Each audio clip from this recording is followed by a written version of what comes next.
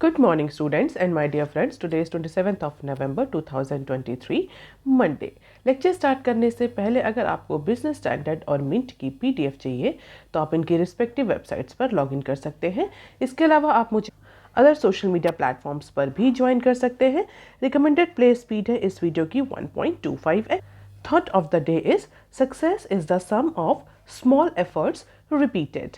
आज के Mint paper की अप्रॉक्सीमेटली 7 इंपॉर्टेंट न्यूज़ हेडलाइंस है, बिजनेस स्टैंडर्ड की 15 इंपॉर्टेंट न्यूज़ हेडलाइंस है और आज के डिस्कशन में हम 10 न्यूज़ आर्टिकल्स कवर करेंगे। तो देख लेते हैं पहला article, MCX move opens a rift with gold body. India की जो नोडल गोल्ड ट्रेड बॉडी है that is India Boolean jewellers association IBJ, उसका रिसेंटली MCX-CCL से डिस्प्यूट और रिफ्ट स्टार्ट हो गया है। दोनों के बीच में सेटलमेंट को लेकर के, सेटलमेंट प्रोसीजर को लेकर के, GST कलेक्शन को लेकर के डिसएग्रीमेंट है। रिसेंटली इंडिया की जो मार्केट में गोल्ड और सिल्वर कॉन्ट्रैक्ट ट्रेड होते हैं उनके सेटलमेंट प्रोसीजर को लेकर के क्लियरिंग कॉरपोरेशन ऑफ इंडिया के जो largest commodity derivative exchange that is MCX, उसने कुछ नॉर्म्स में चेंज किया है और उस नॉर्म्स में चेंज के बाद जो ये नोडल ट्रेड बॉडी है, गोल्ड ट्रेड बॉडी है, India Boolean and jewellers association, इसका डिसएग्रीमेंट और रिफ्ट स्टार्ट हो गया है MCX से। इशू क्या है यहाँ पर? अगर हम देखें तो गोल्ड और सिल्वर कॉन्ट्रैक्ट को लेकर के कुछ रिवीजन डाले थे MCX ने और वो रिवीजन्स जो थे वो 29th ऑफ दिसंबर से एप्लीकेबल होने थे। रिवीजन क्या थे? बहुत सारे रिवीजन से इंपॉर्टेंटली जिसको लेकर के डिस्प्यूट अराइज हुआ है वो GST कलेक्शन है, क्योंकि इससे पहले, इस रिवीजन से पहले जो GST कलेक्शन होता था गोल्ड और सिल्वर कॉन्ट्रैक्ट के सेटलमेंट के ड्यूरेशन में, वो GST कलेक्शन MCX-CCL फैसिलिटेट करता था फ्रॉम बायर टू सेलर। अब क्या किया है, जो नए रिवीजन आए हैं उसके अकॉर्डिंग GST कलेक्शन की जो रिस्पॉन्सिबिलिटी है, जो ओनर्स है, वो अब सेलर पर आ गया है। It means seller and buyer will be responsible for GST collection and seller must directly collect the GST on this settlement procedure from the buyers। और उसी को लेकर के ये डिस्प्यूट अराइज हुआ क्योंकि एक रिस्पॉन्सिबिलिटी, एक ओनर्स शिफ्ट कर दिया गया है सेलर पर और MCX जो है वो सारी जो GST डिटेल्स है उनकी शेयरिंग फैसिलिटेट करेगा बायर्स और सेलर को, जिससे कि ये जो सेटलमेंट है, GST कलेक्शन है, ये ईजिली हो सके। यानी 29th ऑफ दिसंबर के बाद जो payment of pertaining to tax component of the invoice will have to be done by buyers to sellers directly।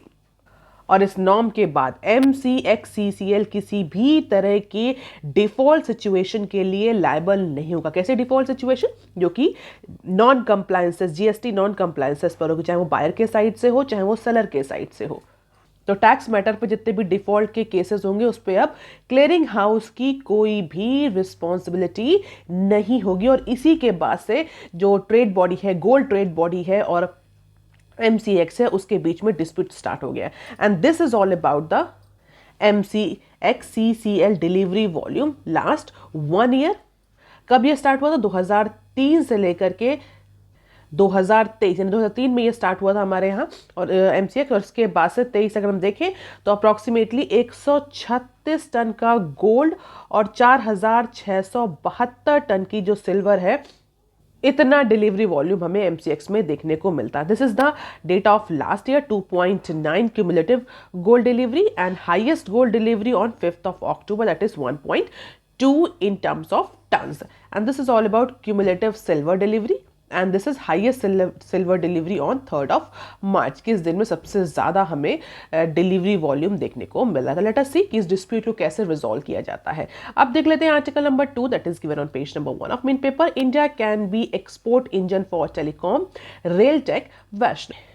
Union government की 3 मिनिस्ट्रीज का एक कॉम्प्रिहेंसिव इंटरव्यू हुआ जिसमें हमारे जो minister of railway, communication, electronics, IT के जो मिनिस्टर्स हैं उन्होंने बोला कि इंडिया इन तीनों ही फील्ड में एक एक्सपोर्ट हब बन करके इमर्ज हो सकता है, क्योंकि इंडिया का जो इंडिजीनियसली डिजाइंड टेक्नोलॉजी है, जो इंडिजीनियसली डेवलप टेक्नोलॉजी है, whether in case of railways और telecom, have huge potential in international market. अभी रिसेंटली इंडिया ने एक रिकॉर्ड अचीव किया है in terms of the mobile phone export, और उसी के बाद से काफ़ी ज़्यादा इंथुजियाज्म हमें देखने को मिल रहा है अदर टेक प्रोडक्ट में, इंक्लूडिंग रेलवेज एंड टेलीकम्युनिकेशन। अगर हम रेलवे की प्रोग्रेस को देखें तो रिसेंटली इंडियन रेलवे ने एक ट्रेन कोलिजन अवॉइडेंस सिस्टम कवच प्रिपेयर किया, तो उसके भी एक्सपोर्ट की बात हो रही है। Basically it is an standard train collision avoidance system जिसको यूज़ किया जा सकता है कई सारे ट्रेन एक्सीडेंट्स रोकने में। इसके अलावा जो इंडियन रेलवे है वो अप्रॉक्सीमेटली 12 ट्रिलियन इन्वेस्ट करेगी फॉर इन्हांसिंग इट्स कैपेसिटी, जहाँ पर मैन्युफैक्चरिंग कैपेबिलिटीज़ को भी इन्हांस किया जाएगा इन अपकमिंग 2 to 7 ईयर। इसके अलावा कैपेक्स यानी कैपिटल एक्सपेंडिचर भी प्लान किया जा रहा है अप्रॉक्सीमेटली 2.4 ट्रिलियन का। तो ऐसा कहा जा रहा है इतने ह्यूज इन्वेस्टमेंट के साथ जो इंडियन रेलवे है वो एक एफिशिएंसी ड्रिवन सिस्टम के फॉर्म में, एफिशिएंसी ड्रिवन इंडस्ट्री के फॉर्म में इमर्ज होगी, और यही एक्सपीरियंस हम इंटरनेशनल मार्केट में एक्सपोर्ट कर सकते हैं और इंडिया को as an exporting hub emerge कर सकते हैं। और इंडियन रेलवे के इस इन्वेस्टमेंट को हम 4G 5G टेक्नोलॉजी से भी मर्ज कर सकते हैं। अगर कवच की बात करें तो कवच सिस्टम जो कि ट्रेन कोलिजन अवॉइडेंस सिस्टम है, इंडिया ने डेवलप किया है, इंडिजीनियसली डेवलप है, वो 4G 5G टेक को अडॉप्ट करेगा और लेटर ऑन 5G और 6G में भी अपग्रेड हो सकता है। इसके अलावा कई सारी इंटरनेट ऑफ थिंग को इंडस्ट्रियल ऑटोमेशन के लिए भी यूज़ किया था, जैसे हम इंडस्ट्री 4.0 भी बोलते हैं। और जिस तरीके से कई सारी मल्टीनेशनल कंपनीज इंडिया में अपना सप्लाई चेन स्टैब्लिश कर रही हैं, this opportunity can be leverage to use component all across the industry. जो कंपोनेंट्स हैं, डिफरेंट पार्ट्स बन रहे हैं, उन पार्ट्स को all across the industries use किया जा सकता है, all across the sector use किया जा सकता है अपने सेक्टर्स को इंडिजीनियसली डेवलप करने के लिए, later on as a export hub promote करने के लिए। हालांकि टेक्नोलॉजी रेगुलेशन को लेकर के भी जो हमारे मिनिस्टर हैं उन्होंने रिक्वायरमेंट की बात करी, जैसे कि डीप फेक वीडियोज़ को भी हमने डीप फेक कंटेंट्स को देखा, उसको लेकर के भी रिस्पॉन्सिबिलिटी फिक्स करने की बात थी। हालांकि जो मेजर फोकस रहा वो इंडिया को एक्सपोर्ट हब में कन्वर्ट करने का रहा, स्पेशली रेलवेज और टेलीकम्युनिकेशन सेक्टर में। अब देख लेते हैं नेक्स्ट की plan to plug logistic gaps in tomato, onion and potato.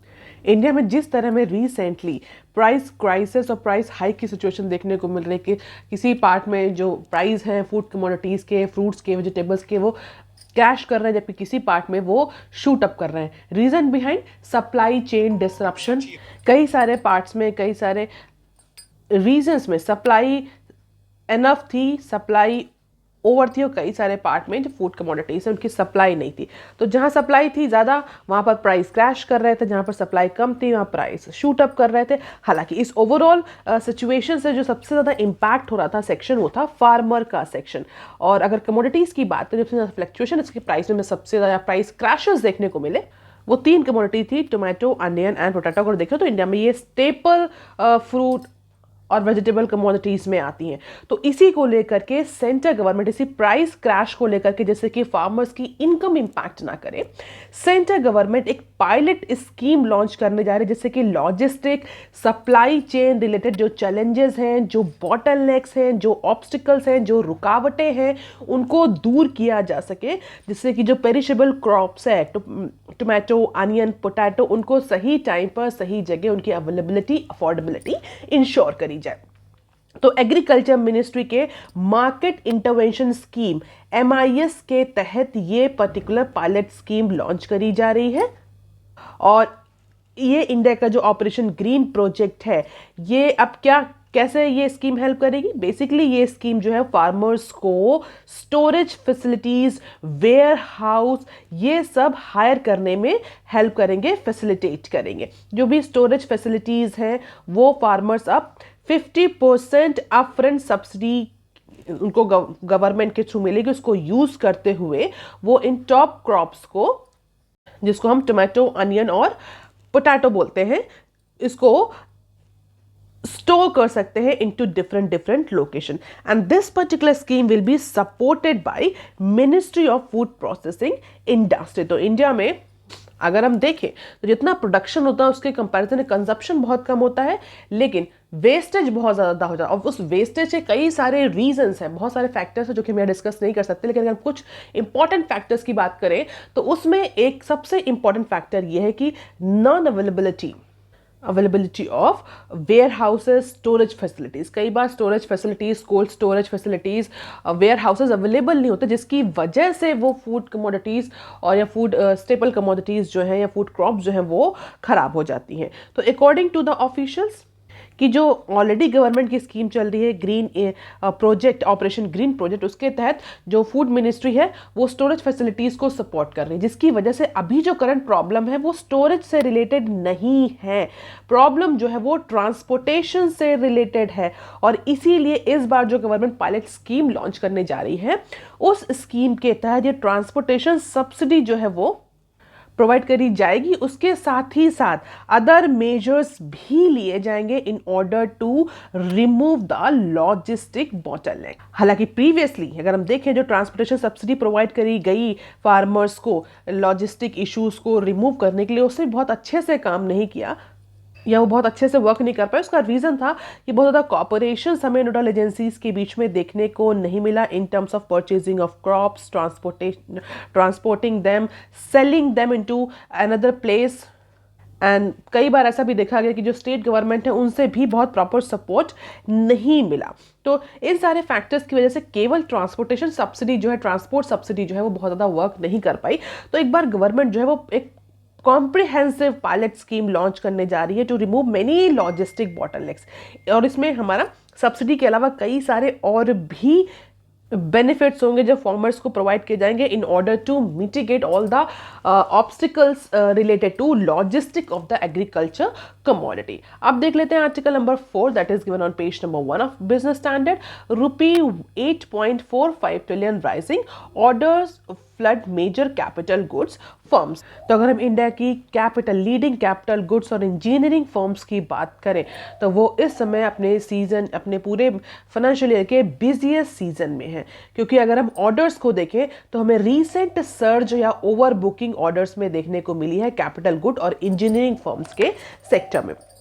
As of सितंबर 30, 2023 यानी सितंबर 30 तक का डेटा देखें, अगर टॉप 15 लिस्टेड कैपिटल गुड्स और इंजीनियरिंग फर्म्स का, तो अप्रॉक्सीमेटली 8.45 ट्रिलियन का ऑर्डर मिला है इस सेक्टर को। यानी जो 15 बड़ी बड़ी कैपिटल गुड्स और इंजीनियरिंग फर्म्स हैं उनको अप्रॉक्सीमेटली 8.45 ट्रिलियन वर्थ के ऑर्डर मिले हैं कैपिटल गुड्स और इंजीनियरिंग गुड्स सेगमेंट में। और इतना बड़ा ऑर्डर अभी तक 2018-19 के बाद से नहीं मिला, यानी बोल सकते प्री पैंडेमिक हमें इतने बड़े ऑर्डर्स देखने को मिलते थे। हालांकि एनालिस्ट का कहना है कि इसमें इन्फ्लेशन का भी इम्पैक्ट हमें देखने को मिल रहा है। इसके अलावा इंडिया के जो सेक्टर्स हैं कंस्ट्रक्शन और इंफ्रास्ट्रक्चर सेक्टर, उसमें डिमांड भी बढ़ी है। क्यों डिमांड बढ़ी है? क्योंकि रिसेंटली गवर्नमेंट हो चाहे प्राइवेट सेक्टर हो, दोनों का कैपेक्स इंप्रूव हुआ है। गवर्नमेंट कई सारे इंफ्रास्ट्रक्चर डेवलपमेंट के प्रोजेक्ट लॉन्च कर रही है।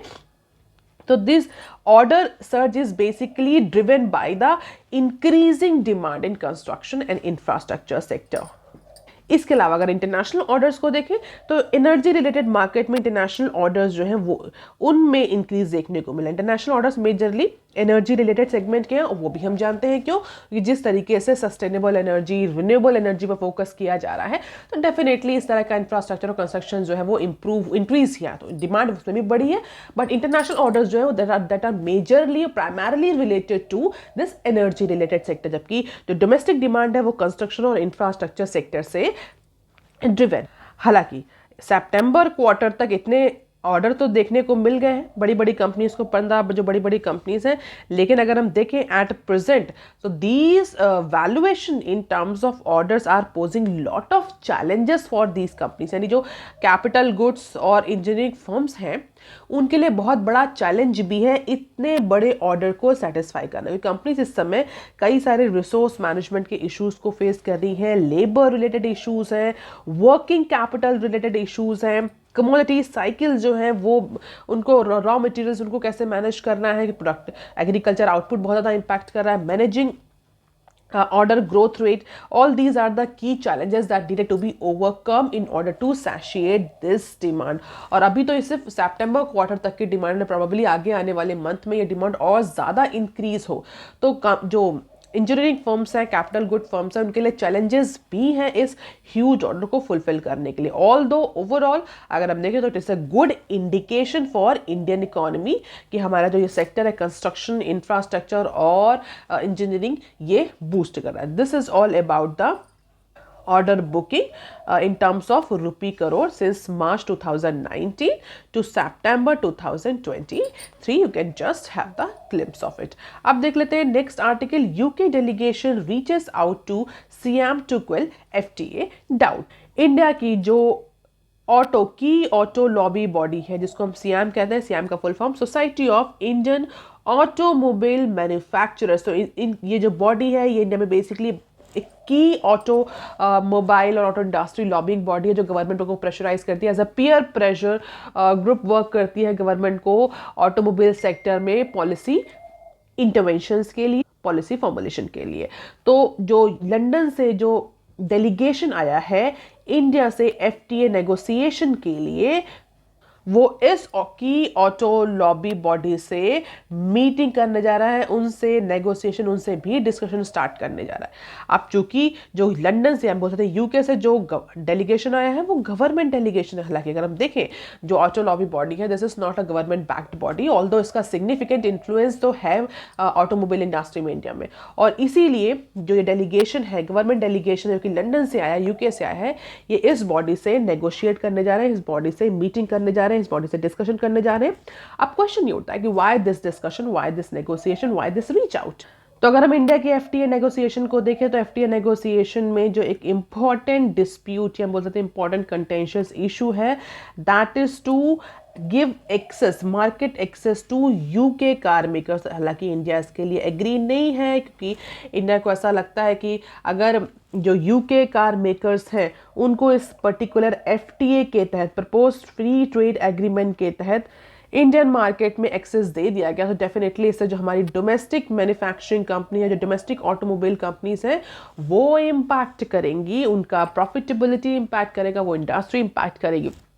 और कहीं ना कहीं से ये जो प्रेशर है गवर्नमेंट पर ये इंडस्ट्री लॉबिंग बॉडी के थ्रू आता है। तो इसी पर्टिकुलर फियर को मिटिगेट करने के लिए जो कि सियाम और ऑटोमोबाइल मैन्युफैक्चरर्स के माइंड में है कि अगर यूके कार मेकर्स को इंडियन मार्केट में एक्सेस मिल जाता है तो इसका इम्पैक्ट, इसका निगेटिव इम्पैक्ट हमारा इंडियन कार मेकर्स पर पड़ेगा। तो हालांकि एफटीए जो है वो अपनी ऑलरेडी एडवांस स्टेज पर पहुंच गया है, बट यूके जो है वो कोई भी पॉइंट छोड़ना नहीं चाहता और इसीलिए जो यूके से डेलीगेशन आया है वो सियाम से मीटिंग शेड्यूल कर रहा है जहां पर कई सारे इंडस्ट्री रिप्रेजेंटेटिव से मीटिंग करी जाएगी।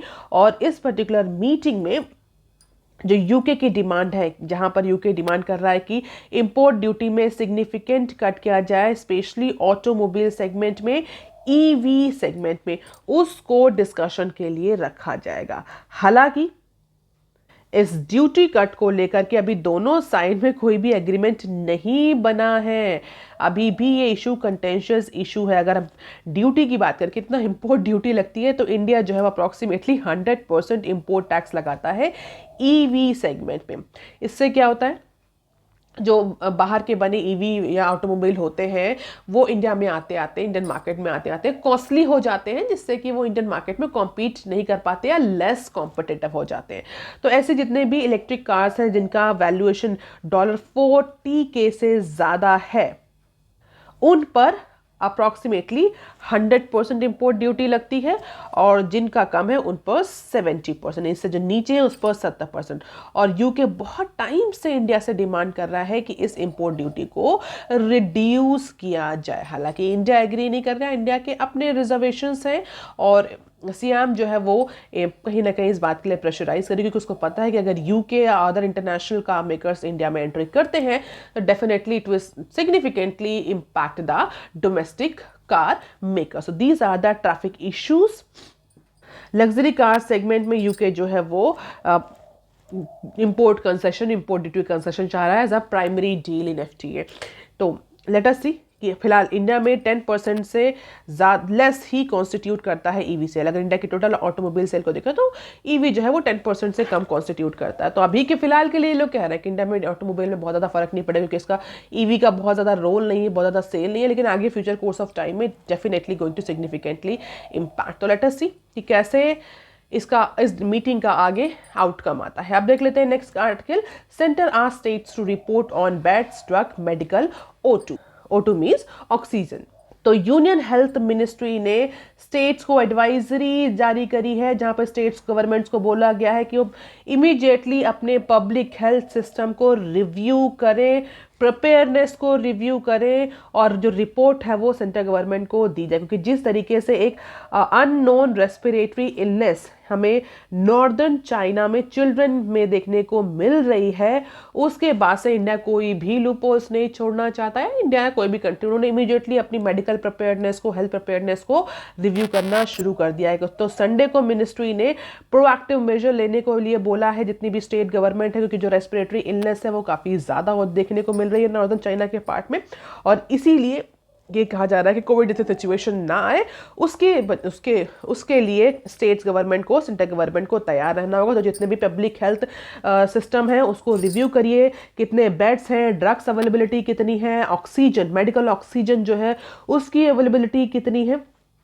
तो क्लोजली सिचुएशन को मॉनिटर कर रही है इंडिया फिलहाल इंटरनेशनल लेवल पे, लेकिन उसके लिए जितने भी स्टेट्स हैं, यूनियन टेरिटरीज हैं, उनको इमीडिएटली एडवाइजरी जारी करी गई है कि जितने भी जो वैक्सीन्स हैं, इन्फ्लुएंजा रिलेटेड, मेडिकल ऑक्सीजन्स हैं, एंटीबायोटिक्स है, पर्सनल प्रोटेक्टिव इक्विपमेंट्स हैं, टेस्टिंग किट्स हैं, रीएजेंट्स हैं, ऑक्सीजन प्लांट्स हैं, वेंटिलेटर्स हैं, ड्रग्स हैं, बेड्स हैं, अवेलेबिलिटी ऑफ द स्टाफ, उन सबको इमीडिएटली रिव्यू करके सेंट्रल गवर्नमेंट को रिपोर्ट करी जाए। तो state authorities have been advised to implement the operational guidelines for revise surveillance strategy in the context of कोविड-19। तो कोविड-19 में जो गाइडलाइंस है सर्विलांस की, उनको इम्प्लीमेंट करने की बात कह दी गई है कि तो रेस्पिरेटरी रिलेटेड जो भी रिक्वायरमेंट्स हैं उनकी प्रिपेयरनेस चेक करी जाएगी। लेट अस सी कि फिलहाल के लिए इंडिया में इसका क्या इम्पैक्ट देखने को मिलता है, लेकिन अभी इंडिया में ऐसे कोई केसेस, ऐसा कोई इमरजेंस जो है वो देखने को नहीं मिला किसी भी तरह के इन्फ्लुएंजा का।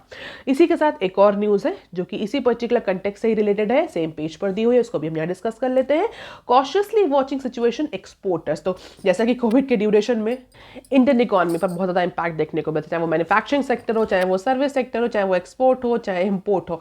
और जिस तरीके से चाइना में ये सिचुएशन, इन्फ्लुएंजा की सिचुएशन देखने को मिल रही है, तो डोमेस्टिक एक्सपोर्टर्स हैं वो बहुत कॉशियसली सिचुएशन को वॉच कर रहे हैं कि इस तरह का जो किसी भी तरह के डिजीज का स्प्रेड क्या दोबारा से ग्लोबल सप्लाई चेन को और वर्ल्ड ट्रेड को इंपैक्ट करेगा। तो जितने भी एक्सपोर्टर्स हैं, सिर्फ इंडिया के ही नहीं, all the exporters and importers are watching the situation, और अगर ये सिचुएशन बढ़ते तो definitely they will prepare themselves for unforeseen. कोविड-19 जैसी सिचुएशन इस बार इकोनॉमी या वर्ल्ड ट्रेड या हमें सप्लाई चेन डिस्ट्रप्शन के फॉर्म में देखने को ना मिले। आप देख लेते हैं short news articles from Business Standard. Pay only via UPI for 1 month Modi. तो हमारे प्राइम मिनिस्टर जो है उन्होंने संडे को डिजिटल रिवॉल्यूशन को सक्सेसफुल बनाने के लिए जो इंडियन पीपल हैं उनसे अर्ज किया और उनसे बोला है कि वो 1 महीने तक, अप्रॉक्सीमेटली 1 महीने तक केवल डिजिटल पेमेंट मोड को ही यूज करें, चाहे वो यूपीआई के थ्रू हो या अदर डिजिटल पेमेंट मोड्स हो।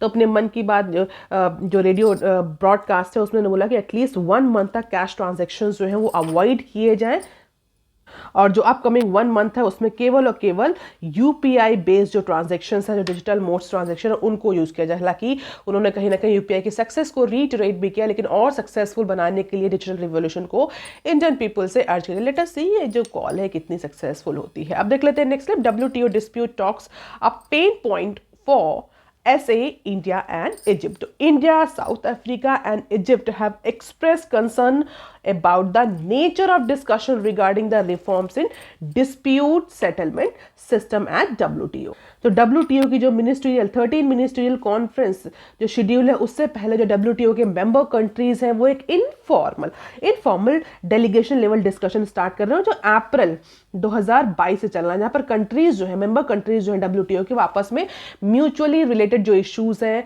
उनको डिस्कस कर रहे हैं, जिससे कि इस मिनिस्ट्रियल कॉन्फ्रेंस में, जो WTO की जो मिनिस्ट्रियल कॉन्फ्रेंस है, इसमें कलेक्टिवली उन इश्यूज को उठाया जा सके और कंट्रीज ये डिसीजन ले सके कि उन्हें किस साइड में रहना है। तो इससे पहले ये 13 मिनिस्ट्रियल कॉन्फ्रेंस, उससे पहले जो कंट्रीज हैं जिनके कॉमन इश्यूज हैं, म्यूचुअल इश्यूज हैं, उनको डिस्कस किया जा रहा है। और फिर रिसेंटली इंडिया, साउथ अफ्रीका और इजिप्ट ने जो WTO की जो डिस्प्यूट सेटलमेंट बॉडी है, जो डिस्प्यूट सेटलमेंट सिस्टम है, उसको लेकर के डिस्कशन किया है। और अगर हम देखें जो WTO जो 2 tier डिस्प्यूट सेटलमेंट सिस्टम है वो फिलहाल के लिए जिसमें कंसल्टेशन और एजुडिकेशन होता है वो नॉन फंक्शनल है। कब से नॉन फंक्शनल है? दिसंबर 2019 से। रीजन बिहाइंड हम कह सकते हैं कहीं ना कहीं यूएस जो है वो इसके लिए रिस्पॉन्सिबल, क्योंकि जो यूएस है वो फ्रेश मेंबर्स, जो 7 मेंबर्स कमेटी होती है उसके फ्रेश मेंबर के अपॉइंटमेंट के लिए रिफ्यूज कर रहा है और उसकी वजह से कोरम पूरा नहीं हो पा रहा उस डिस्प्यूट सेटलमेंट बॉडी का, जिसकी वजह से 2019 से ये जो बॉडी है ये नॉन फंक्शनल बनी हुई है। और कई सारे जो इंपॉर्टेंट ग्लोबल ट्रेड के, वर्ल्ड ट्रेड के इश्यूज हैं वो डिस्प्यूट के फॉर्म में ही बने हुए हैं, वो रिजॉल्व अभी तक नहीं हुए हैं। और इमर्जिंग कंट्रीज जो है इससे ज्यादा इंपैक्ट है, that is why India, south Africa, Russia, Egypt ये जो है वो एक फोरम पर आ रहे हैं इस पर्टिकुलर इशू को रेस करने के लिए into upcoming WTO 13 ministerial conference. Let us see कि एक्चुअली में क्या इसका आउटकम होता है। Outcome is more important than process. अब देख लेते हैं next clip. Deposits safe, RBI confident of fixing अब्यूडेस governance. Abudes Cooperative Bank is probably the first lender whose board was superseded by Reserve Bank of India without imposing business restriction। तो अगर हम बात करें अब्यूदय कोऑपरेटिव बैंक्स की, तो recently reserve bank of India ने उसके बोर्ड को सुपरसीड कर दिया, हालांकि उसके बिजनेस को किसी भी तरह से रिस्ट्रिक्ट नहीं किया है। अगर की फाइनेंशियल्स की बात करें तो these are the key financials of this particular lender.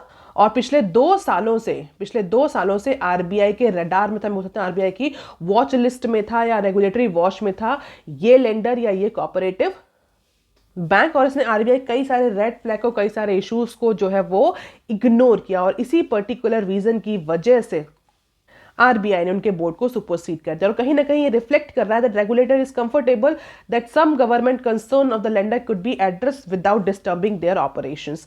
तो ये पहला इशू है जहां पर ऑपरेशंस को, बिजनेस को रिस्ट्रिक्ट नहीं किया किसी भी लेंडर के, किसी भी फाइनेंशियल इंस्टीट्यूशन के आरबीआई ने, सिर्फ और सिर्फ उसके बोर्ड को सुपरसीड किया है, जिससे कि इवेंचुअली जो कंज्यूमर है, जो डिपॉजिटर्स हैं, जो बोरोवर्स हैं, वो इम्पैक्ट ना करें। अगर इस पर्टिकुलर अब्यूदय कोऑपरेटिव बैंक की बात करें तो ये 1965 में एस्टैब्लिश हुआ था ये बैंक। और पिछले कुछ टाइम से इसकी जो असेट क्वालिटी थी वो डिटोरिएट होती जा रही थी। एनपीए जो था वो सब्सटेंशियली इंक्रीज होता जा रहा था, कैपिटल पोजीशन जो था वो डिक्रीज हो रही थी। और इन्हीं सिचुएशन की वजह से रिजर्व बैंक ऑफ इंडिया पिछले 2 सालों से इसको वॉच लिस्ट में रखे हुआ था, हालांकि फिलहाल कोई सब्सटेंशियल रिफॉर्म्स देखने को नहीं मिला, जिसकी वजह से आरबीआई ने इसके बोर्ड को सुपरसीड कर दिया। So that is all for today students. Please like, share and subscribe. Thank you. Have a nice